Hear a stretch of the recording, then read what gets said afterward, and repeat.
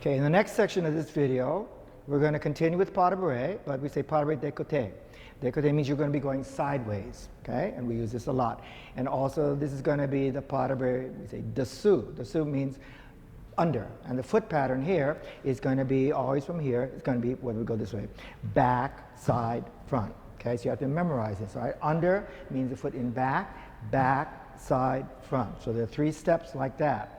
All right, but in this combination, then Antonio's going to start from 5th, right? So on the count of 1, he's going to make a demi-plie, and then he does a point tendu, all seconds. So then it's going to, okay, and then he's going to go back, side, front, and then he's going to come down, and then he has a point tendu just to change the foot and to rest. And we go the other way, plie, point tendu, and back, side, front, and demi-plie, and point tendu, and a demi-plie to rest.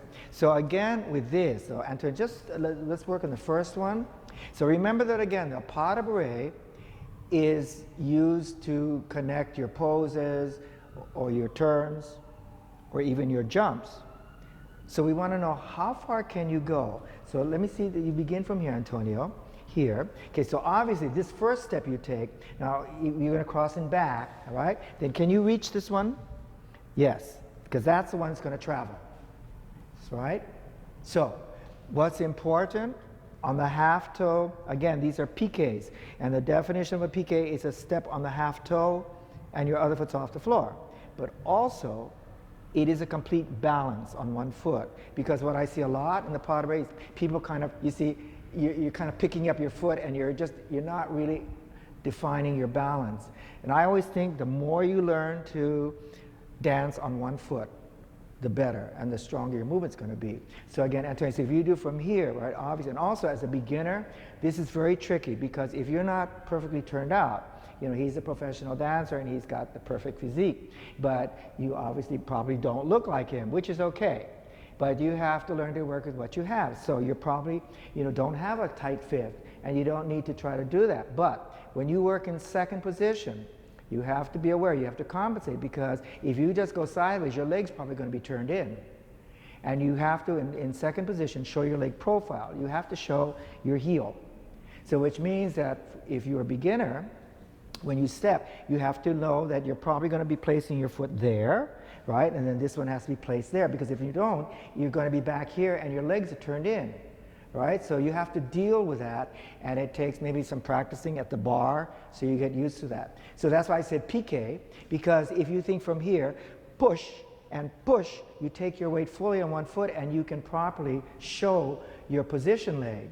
So you've got to, you know, as a beginner, when you're not perfect, you have to work a little bit harder so you can still look, you know, as close to Antonio as you can, but without, you know, messing your body up, all right? So I just need to be aware of that you need to make sure you get in front of the mirror, make sure you're doing it so you show your positioning correctly, all right? Your amount of turnout, I should say, okay? All right, so let's try this with the music. So again, you can see how it goes. Okay, ready? 1, 2, 3, and 4, 5, 6, other side, 1, 2, 3, and 4, 5, 6. Okay, stop for a second. Yeah, so Antonio, I want to just push you a little bit more. I want you to take a little bit more step here. So again, now, here's the other thing. So he's going to go this way, all right? So then what's going that way? So when you make this, now already it's reaching here. Yeah, now with one second, Antonio. You see from here, now keep this and there, and so you can reach them. Don't go with it. Don't go with it yet. Okay, now go and go. You see what I want you to do? So then you can step farther. D, you're on the left, and bum. Just if you learn to practice that, you know, you don't need to make it look like Frankenstein. Right. but you understand what I'm saying, so that, because otherwise if you don't balance fully on your left, on the right, yes. See, then you move farther. Because that's the thing, that the more you learn to go the distance, because all the good dancers, which is why I pick him, is because he knows how to move on the stage. And if you don't move big on the stage, you don't look like anything, all right? So then just to the other side, Antonio. So then from here, so also let me tell you something else too, is that as you move that way, if you just change your gaze a little bit that way and think reaching this way, so from that foot, this one, yeah, right.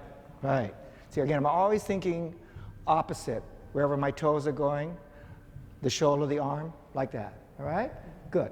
Okay, so then after this, he's going to demonstrate, and he'll do it 4 times through for you. All right?